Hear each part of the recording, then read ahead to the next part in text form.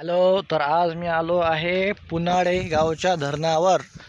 तर बघू शकता, हा आहे पुनाडे गावचा धरण. बघा किती कोणतरी माणसं आहेत, दिसत आहेत. हा बघा एक बकरा, बघा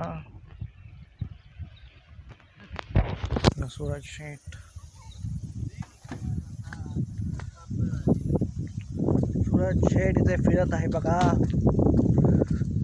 सूरज शेठ चालत आहे. हा धरण आहे इकडे बघा. हा तुम्हाला धरणाचा व्ह्यू देतो बघा.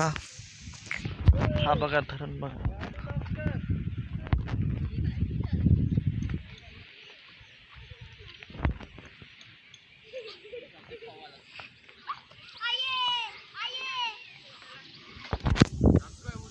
बघा सूरज शेठ बघा कसा दिसतो बघा. सूरज शेठ इकडे आहे बघा,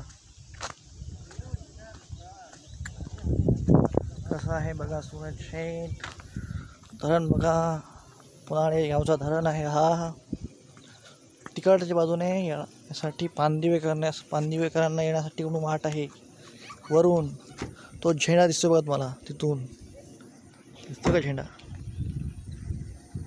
कुठे गेला झेंडा?